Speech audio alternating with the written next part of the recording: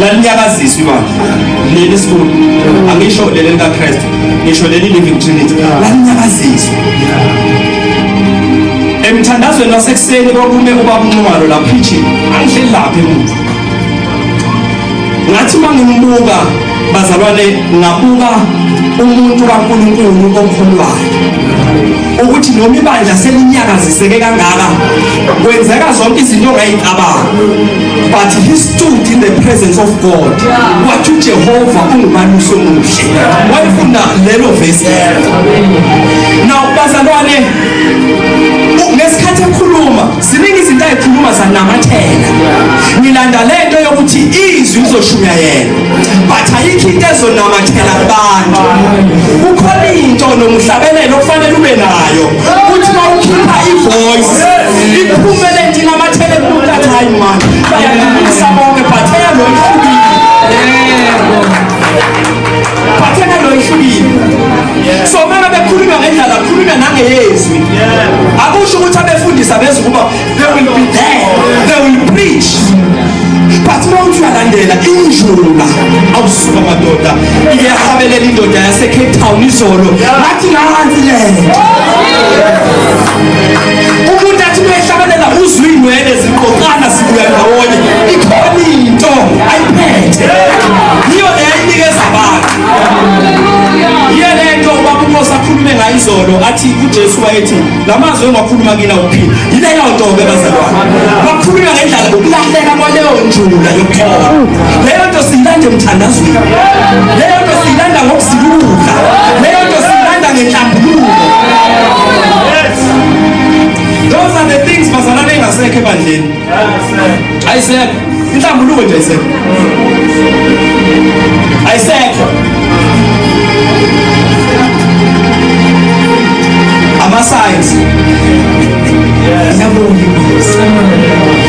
ama-signs Jesu uyabona bathulisi uthe ubaba uNgwenya izolo bangabe ekhuluma ngobudala babo wathi bandla lihleleke umuntu akame endaweni yakhe amanxusa awahleleke uJesu uyabona othandazayo nje akazazi uyathandaza ngoba uJesu uyabona athandazele nalabo abangakayitholi into kaNkulunkulu bazalwane uyafakaza ngelinye ilanga uMisikosi ezohamba uqala uyengoya uthi ubaba uNxumalo wathi kimi mntanami ayikho into engingakunika yona but I will give you the Holy Spirit uzohamba nawe waphila iminyaka ongoye uNkulunkulu emenzele imali azasho athi ngangahlakaniphanga kangako but uNkulunkulu wanginikeza igrace kusho ukuthi lo muntu ophayo unento awukwazi ukuphungena lutho awukwazi ukuphungena lutho nomdumisa ungasinikeza into ongenayo ungasinikeza into ongenayo hamba uyifune emthandazweni bese uzosinikeza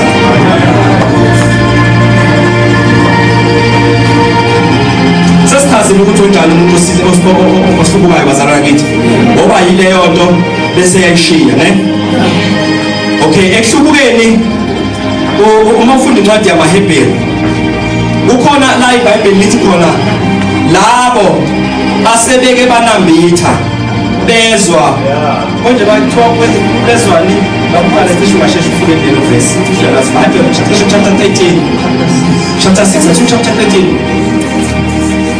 chapter 6 uma beke banambitha bezwe ukuthi inkosi imnene base beyahlubuka angeke besihlubuka Sifundela baba ukuba akuna kwenzeka ukuba labo nabasabeke amaHebheru chapter 6 to verse 4 funde kanje ngesizulu ukuba akuna kwenzeka ukuba labo asebeke bakhanyiswa banambitha isiphiwo sasezulwini benziwa abahlanganyeli kumoya ongcwele banambitha izwi elihle likaNkulunkulu namandla ezwe elizayo babuye bahlubuka akuna kwenzeka ukuba babuye bavuswe baphenduke lokhu sebezibethelela indodana kaNkulunkulu bayithela ngehlazo ngoba our king is coming back. Ngasahlubuki manje. Noma ngabe Yesu ukuthi kunzima ukukholwa bamba. Noma ngabe Yesu ukuthi akusathandazeki hambe uyolala endaweni yomthandazo. Noma ungasashongo ukuthi ububule kuphela. Ngoba iyabuya inkosi yamakhosi. Now sengiyela ekutheni mhlambe sifike la siconclude khona bazalwane. Now ukuhlubuka ke bazalwane kuhlukene ngeindlela eziningi bazalwane. Ubona ngani ukuthi usuyaqala uyahlubuka? Yabona nje bazalwane mase kunzima ukuthi uxole. You know, ngiyele kuhlubukeni. Uma ebandleni wake waba lenkonzo wayenza waqhuzula buya uyihlambulule ubuyiselwe enkonzweni. Ngokuqala kancane umuntu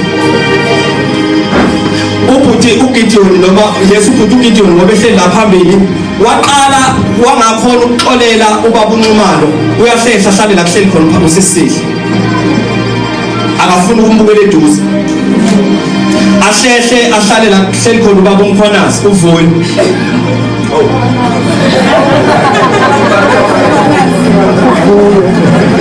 ahlehle ayoma la kume khona umntakataka phansi noma esengene esontweni usengena ufaka izandla emakhikhini akasene ndaba nento kaNkulunkulu akasenavalo sekungenile ukuhlubuka akuqalanga ekuhlubukeni but uqale engahlambulukelaneni phakathi kwakhe nobaba ukuthi baba la ngixolekile.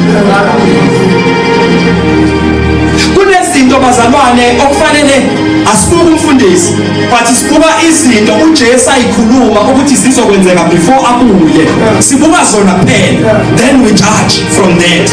Sesiyazi ukuthi uJesu useyabuye awuthi ngihlale ngiyiqoqa. Ukhona umhlabeleli othi makungabikho osalayo. Hallelujah. Mhlazana inkosi yenze njani bazalwane? Ngoba kuzovala.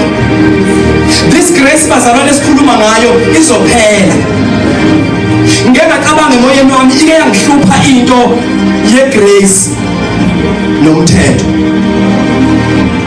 Ngaze ngabhala kwi-diary ngabhala ngathi grace versus law. Ngabhala kanjalo bazalwane ngathi grace versus ukuthi kune grace akusho ukuthi law ayisa exist.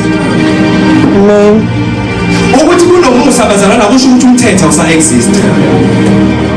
La iBhayibheli lithi angeke uJesu abuye kungafiki qala ukuhlubuka bese kwambulwa umuntu onjani bazalwane kusho ukuthi umthetho ukhona yena uzofika kudlula umthetho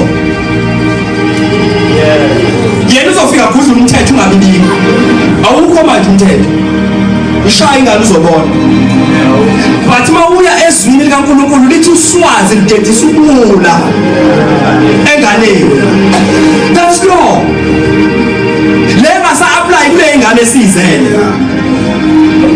kusho ukuthi umoya wokusebenza kwakhe vele usukhona lisho njalo izwi likaNkulunkulu lithi umoya wokusebenza komphiko uKristu vele usuya exist usukhona.